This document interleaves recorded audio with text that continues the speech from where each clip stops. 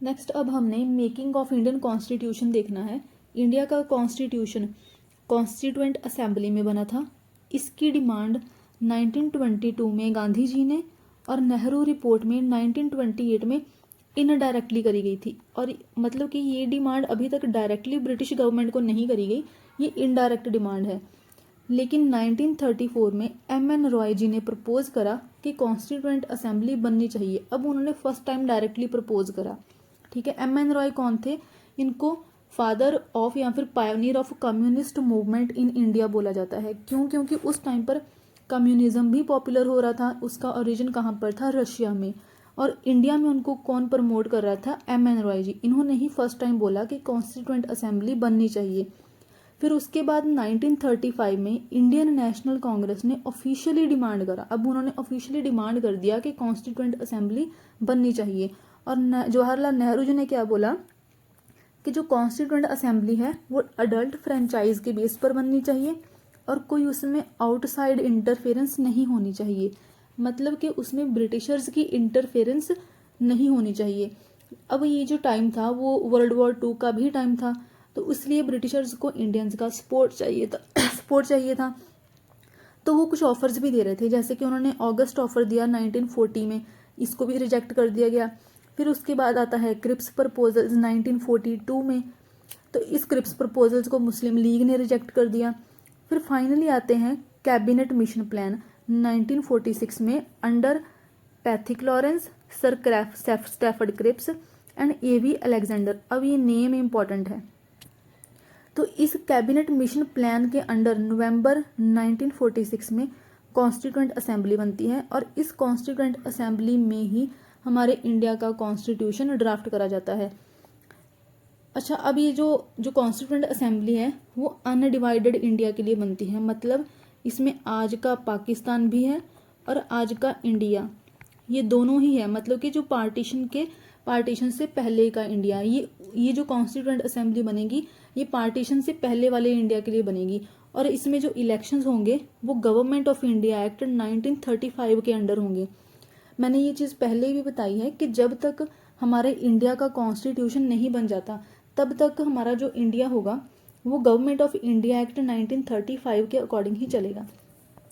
अब इस constituent assembly की फॉर्मेशन हो चुकी है, तो उसके बाद हम इसकी देखेंगे कॉम्पोजिशन।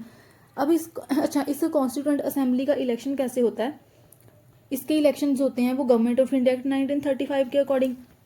तो इनके इलेक्शंस जो होंगे वो होंगे जुलाई अगस्त 1946 में। इन इलेक्शंस में टोटल 296 सीट्स होंगी।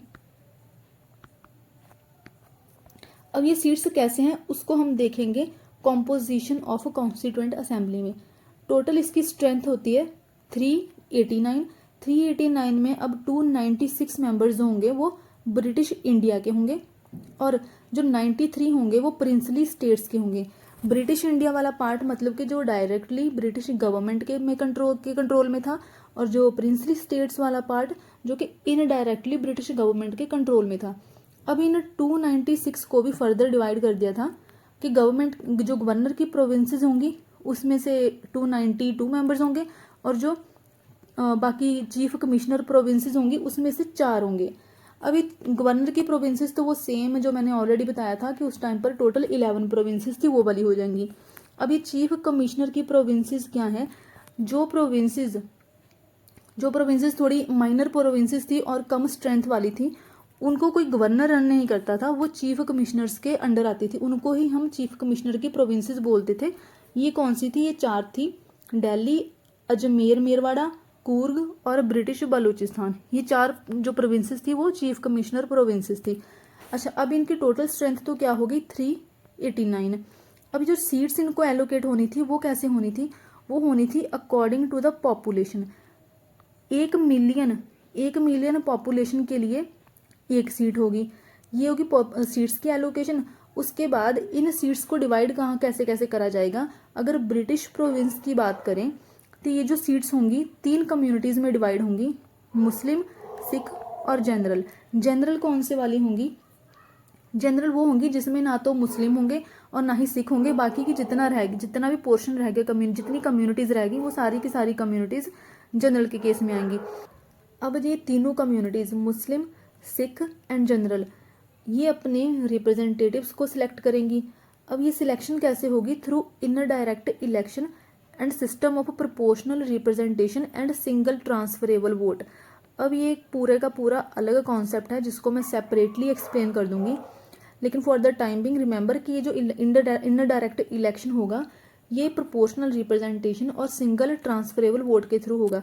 क्या होगा कि जितनी भी तीनों कम्युनिटीज़ होंगी ये अपने अपने रिप्रेजेंटेटिव्स चूज़ करेंगी, उनके बीच में प्रोविंशियल लेजिस्लेटिव असेंबली में इलेक्शन होगा, जो भी विन करेगा उनको फिर इस कॉन्स्टिट्यूएंट असेंबली के मेंबर बनाया जाएगा। मतलब कि ये जो इलेक्शन था कॉन्स्टिट्यूएंट असेंबली के लिए वो इनडायरेक्ट इलेक्शन था। और ये तो हो गया ब्रिटिश प्रोविंस की बात।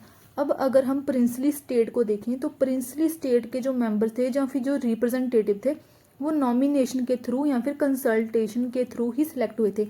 ये कंसल्टेशन वर्ड भी अगर इन केस पूछा जाए कि प्रिंसली स्टेट के मेंबर कंसल्टेशन के थ्रू थे या फिर नॉमिनेशन के थ्रू, तो आंसर दोनों का ही होगा।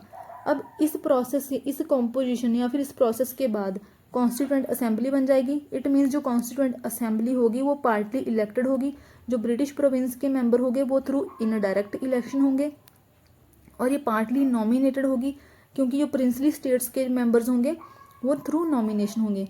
अच्छा, एक चीज़ है अब याद रखने वाली कि जिस टाइम पर ये जो इलेक्शन होंगे वो टोटल 292 गवर्नर की प्रोविंसेस और 4 ये जो चीफ कमिश्नर की प्रोविंसेस, मतलब कि जो इलेक्शन होंगे वो 296 सीट्स के लिए होंगे।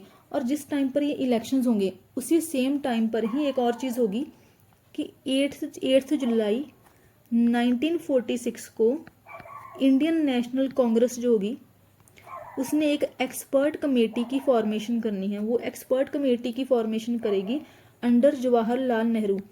इस कमेटी का भी बहुत ज़्यादा इम्पोर्टेंस है हमारे इंडिया की कॉन्स्टिट्यूशन के लिए। इसकी 2 मीटिंग्स होती हैं, एक न्यू दिल्ली में होती है और जो सेकंड मीटिंग होती है इसकी वो बॉम्बे में रहती है।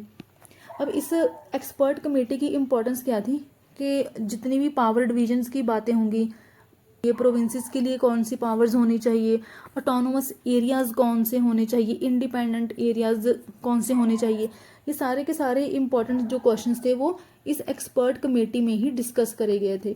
तो इस एट द सेम टाइम जब ये कॉन्स्टिट्यूएंट असेंबली की फॉर्मेशन हो रही थी उसी टाइम पर ही सेम टाइम पर ही पैरेलली एक्सपर्ट कमेटी की भी फॉर्मेशन हुई थी। तो अब हमने, अच्छा एक चीज़, एक और पॉइंट है इम्पॉर्टेंट कि इस कॉन्स्टिट्यूएंट असेंबली में ना तो महात्मा गांधी जी ने ज्वाइन करा था और ना ही इसमें जिन्हा ने ज्वाइन करा था। ये पॉइंट, ये फैक्ट जो है वो प्रीलिम्स के लिए इम्पॉर्टेंट है। अब इस चैप्टर में जो सबसे ज़्यादा इम्पॉर्टेंट है वो है कि इस कॉन्स्टिट्यूएंट असेंबली की कमेटीज़ कौन सी थी, कि इसमें से है मेजर कमेटीज़ और कुछ है माइनर कमेटी, और इन सब में से ज़्यादा इम्पॉर्टेंट तो है इसमें डॉक्टर BR अम्बेडकर की ड्राफ्टिंग कमेटी। इस चीज़ को हम वैसे बाद में देखेंगे। इसको सबसे पहले अगर इस हम कमेटी की, इस कॉन्स्टिट्यूएंट असेंबली की अगर हम वर्किंग देखें तो इसके 11 सेशंस थे टोटल। कॉन्स्टिट्यूएंट असेंबली के टोटल 11 सेशन थे और इसकी जो फर्स्ट मीटिंग हुई थी वो 9 दिसंबर 1946 में हुई थी और इसमें भी मुस्लिम लीग ने ज्वाइन नहीं करा था। टोटल इसमें 211 मेंबर्स थे और डॉक्टर सच्चिदानंद को इसका टेम्परेरी प्रेसिडेंट बनाया गया था, सच्चिदानंद सिन्हा। अब ये जो पॉइंट है वो प्रीलिम के लिए ये फैक्ट इम्पॉर्टेंट है। उसके बाद फिर 11 दिसंबर 1946 को डॉक्टर राजेंद्र प्रसाद को एज प्रेसिडेंट इलेक्ट कर लिया गया था। जो डॉक्टर सच्चिदानंद सिन्हा थे उनको टेम्परेरी प्रेसिडेंट बनाया गया था, लेकिन बाद में फिर किनको सिलेक्ट करा गया, डॉक्टर राजेंद्र प्रसाद को। और उनकी हेल्प के लिए 2 वाइस प्रेसिडेंट भी थे। यस, इसमें 2 वाइस प्रेसिडेंट थे, एक थे HC मुखर्जी और दूसरे इनमें थे VT कृष्णमाचारी। देन उसके बाद 13 दिसंबर 1946 को आता है objective resolution bye Jawaharlal Nehru. अब ये ऑब्जेक्टिव रेजोल्यूशन बहुत ज़्यादा इंपॉर्टेंट है क्योंकि जो आज का हमारा प्रीएम्बल है, आज का हमारा प्रीएम्बल इसी के बेसिस पर ही बना है। इसी ऑब्जेक्टिव रेजोल्यूशंस की कुछ मॉडिफिकेशन से ही हमारा आज का प्रीएम्बल बना है। अब ये जो ऑब्जेक्टिव रेजोल्यूशन जो है वो लक्ष्मीकांत में जो दिया गया है मुझे वो थोड़ा कॉम्प्लिकेटेड लगता है, लेकिन एनसीईआरटी में ये बहुत ही ज़्यादा अच्छे से और बेटर वर्ड्स में एक्सप्लेन करा गया है। 13 दिसंबर 1946 को ही इस रेजोल्यूशन को इंट्रोड्यूस करा गया था और इसको अडॉप्ट कब करा गया था? 22 जनवरी 1947 में। इसमें क्या बोला गया था कि इंडिया एक सोवरेन और इंडिपेंडेंट रिपब्लिक होगा। अच्छा, अब जो यूपीएससी के मेंस होते हैं ना, उनमें हमेशा इन वर्ड्स का, सेक्युलर, सोवरेन का मतलब क्या है, रिपब्लिक का मीनिंग क्या है, और स्पेशली तो सेक्युलर, इन सारे वर्ड्स का ना डिटेल्ड एक्सप्लेनेशन आ जाता है। और एनसीईआरटी से ज़्यादा अच्छे से ना इस चीज़ को कहीं पर भी एक्सप्लेन नहीं करा गया है। तो इन सारी चीज़ों को वैसे मैं बाद में हैंडल करूँगी। अब उसके बाद इसमें क्या बोला गया कि इंडिया जो होगा वो ब्रिटिश इंडियन टेरिटरी भी उसमें इंक्लूड होगा, इंडियन स्टेट्स भी आएंगी इसमें, और कोई भी एरियाज जो आउटसाइड ब्रिटिश इंडिया होंगे और आउटसाइड इंडियन स्टेट्स होंगे। तो देखो ये कितना ज़्यादा फॉर साइटेड था ये जो ऑब्जेक्टिव रेजोल्यूशन था। इसमें ऑलरेडी बोल दिया गया था कि कोई भी एरिया जो उस टाइम पर ब्रिटिश इंडिया के बाहर है और इंडियन स्टेट्स के बाहर है, वो एरिया भी हमारे इंडिया का ही, इंडियन यूनियन का पार्ट होगा। और इसमें क्या बोला गया कि जितनी भी टेरिटरीज होंगी इस यूनियन की, वो ऑटोनोमस यूनिट्स होंगी, उनकी अपनी पावर्स, उनकी अपनी रिस्पॉन्सिबिलिटीज़ होंगी और वो अपने ज्यूरिसडिक्शन के अंदर एडमिनिस्ट्रेशन करेंगी। और इसमें क्या बोला गया कि all sovereign and independent India's power and authority as well as its constitution should drive from people. अब ये हमारे प्रियम्बल में भी मेंशन्ड है। हमारा जो इंडिया है, हमारे इंडिया की अथॉरिटी, इंडिया की सारी पावर कहाँ से आती है, हमारे इंडिया के कॉन्स्टिट्यूशन जो है वो पावर कहाँ से ड्राइव करता है? वो ड्राइव करता है लोगों से। तो ये जो है वो सबसे ज़्यादा इंपॉर्टेंट पॉइंट है जो ऑब्जेक्टिव रेजोल्यूशन में भी था और आज हमारे प्रियम्बल में भी है। और सेम आज हमारे प्रियम्बल में सोवरेन, इंडिपेंडेंट, रिपब्लिक वर्ड भी है और उसके बाद एक्स्ट्रा वर्ड्स ऐड कर दिए गए हैं। और इसमें क्या बोला गया कि इसमें इंडियंस को सोशल, इकोनॉमिक और पॉलिटिकल फ्रीडम होगी, इक्वालिटी होगी, अपॉर्चुनिटी की इक्वालिटी होगी, इक्वालिटी बिफोर लॉ होगा, बेसिक फ्रीडम्स होंगी।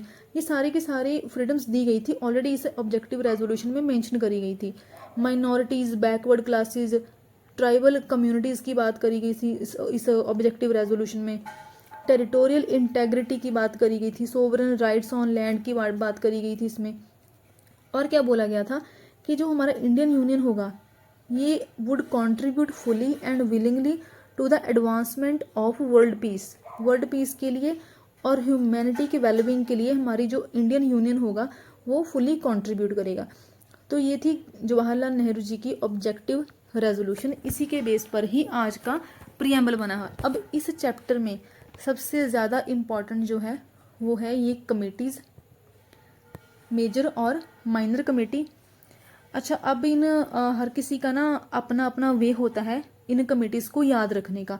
मेरा वे ये वाला था थोड़ा डिफरेंट, लेकिन ये सारी की सारी कमेटीज़ जो हैं वो इम्पॉर्टेंट हैं। स्पेशली जो मेजर कमेटीज़ हैं वो बहुत ज़्यादा इम्पॉर्टेंट है और उनमें से भी ये ड्राफ्टिंग कमेटी तो सबसे ज़्यादा इम्पॉर्टेंट है। तो मैंने इनको ना इनके चेयरमैन के अकॉर्डिंग ही इनको डिवाइड कर दिया। जैसे जवाहरलाल नेहरू की बात करें तो उनके अंडर 3 कमेटीज़ थी, 3 मेजर कमेटीज़ थी। यूनियन पावर्स कमेटी, जैसे इनको ऐसे याद रखा जा सकता है कि जवाहरलाल नेहरू के अंडर कौन सी कमेटीज़ हो सकती हैं, क्योंकि वो उनके पास मेन पावर थी इंडिया की उस टाइम पर। यूनियन की पावर होंगी उनके पास, तो उनके पास कौन सी कमेटी थी? Union powers committee. दूसरी कौन सी होगी? Union constitution committee. उसके बाद इनके पास थी स्टेट्स कमेटी और committee for negotiating with states. Then आते हैं उसके बाद सरदार पटेल जी। सरदार पटेल जी के पास भी 2 कमेटीज़ थी, लेकिन उनके अंडर कुछ सब कमेटीज़ भी थी। जैसे कि पहले थी provincial constitution committee, then advisory committee on fundamental rights, minorities, tribal and excluded areas. अब इन्हीं को ही, अब ये क्या थी, एक मेन मेजर कमेटी थी। अब इसी मेजर कमेटी के अंडर कुछ सब कमेटीज़ भी थी जिनके हेड जो थे वो अलग अलग मेंबर्स थे। जैसे कि अगर फंडामेंटल, अच्छा ये कौन सी थी? Advisory committee on fundamental right पहले। तो जो पहली सब कमेटी कौन सी होगी? वो फंडामेंटल राइट्स सब कमेटी होगी। जैसे कि उनके हेड कौन से होंगे? JB कृपलानी। ऐसे ही दूसरी आएगी माइनॉरिटीज़ सब कमेटी, तो उनके हेड कौन से हो गए, HC मुखर्जी। और गोपीनाथ बरदोलोई के अंडर होगी north east frontier tribal area and Assam excluded partially excluded areas sub committee. अच्छा, जो गोपीनाथ बरदोलोई के अंडर होगी वो north east frontier tribal areas की होगी, और ऐसे ही एक और कमेटी होगी north western frontier tribal areas की। और AB ठक्कर के अंडर होगी excluded and partially excluded areas, जिनमें असम नहीं आएगा। इस वाले केस में क्या था, Assam excluded and partially excluded areas. अब इस चीज़ में क्या कर दिया गया, वो पार्शली एक्सक्लूडेड एरियाज जो इसमें मेंशन नहीं है, असम को छोड़ के जितने बाकी के एरियाज बच गए, ठीक है। देन उसके बाद आते हैं राजेंद्र प्रसाद जी। राजेंद्र प्रसाद जी के अंडर भी 2 कमेटीज थी, steering committee and rules of procedure committee. अब जो हमारी सबसे ज़्यादा इम्पॉर्टेंट कमेटी है एग्ज़ाम पर्सपेक्टिव से भी, वो है डॉक्टर BR अम्बेडकर जी की ड्राफ्टिंग कमेटी। इनके चेयरपर्सन तो ऑब्वियसली कौन थे, डॉक्टर BR अम्बेडकर। इनके मेंबर्स को याद रखने का भी मेरा एक अलग तरीका है। इनके जो ड्राफ्टिंग कमेटी के मेंबर है उसमें 2 डॉक्टर्स हैं, एक तो है डॉक्टर BR अम्बेडकर, दूसरे कौन से हैं, डॉक्टर KM मुंशी। अब डॉक्टर BR अम्बेडकर ये हमें याद रहेगा, अम्बेडकर के नाम में क्या आता है, A। तो दूसरे जो 2 मेंबर होंगे उसमें उनमें क्या होगा, अयंगर एंड अय्यर। उनको अगर हम कंप्लीट करें तो क्या बनेगा, N Gopalaswami Ayyangar and Alladi Krishnaswami Iyer. ये तो हो गया एक वे। दूसरा अब क्या था, दूसरे डॉक्टर कौन थे, KM मुंशी जी। तो मुंशी का अगर M ले तो 2 और मेंबर आएंगे जिनके नाम M लेटर से होंगे, वो कौन से होंगे, मोहम्मद सादुल्ला एंड N माधवराव। और जो 7th एक मेंबर है वो हो गए TT कृष्णमाचारी। अच्छा, जो N माधवराव थे उन्होंने रिप्लेस करा था BL मिटर जी को, और जो TT कृष्णमाचारी थे उन्होंने डॉक्टर खैतान को रिप्लेस करा था। ऐसे ही मैंने जो थी बाकी की माइनर कमेटीज़, ये वैसे मैं शेयर कर दूंगी कम्युनिटी टैब पर। ऐसे ही बाकी के जो माइनर कमेटीज़ थी उनको मैंने उनके चेयरमैन के अकॉर्डिंग ही डिवाइड करा है। इनको आप ऐसे भी याद रख सकते हैं कि कौन से मेंबर थे जो कॉन्स्टिट्यूएंट असेंबली के नहीं थे, उनके अंडर कौन सी माइनर कमेटीज़ थी, और उनमें से 2 वुमेन थी, जैसे कि उषा नाथ सेन एंड नलिनी रंजन सरकार, ये वुमेन थी इसमें। और इसको कैसे याद रखते हैं, SR धार कमीशन का हम आगे जाके पढ़ेंगे भी। तो जो लिंग्विस्ट प्रोविंसेस कमीशन होगा वो SR धार के अंडर हो गया। जवाहरलाल नेहरू जी के अंडर भी एक स्पेशल कमेटी होगी ड्राफ्ट कॉन्स्टिट्यूशन को एग्जामिन करने के लिए। तो ये इनको ऐसे याद रखा जा सकता है। कोई भी मेथड आप चूज़ कर सकते हो जो आपको कन्वीनियंट लगे। फिर उसके बाद अब डॉक्टर BR अम्बेडकर जी की ड्राफ्टिंग कमेटी ने क्या बना दिया, एक ड्राफ्ट कॉन्स्टिट्यूशन बना दिया।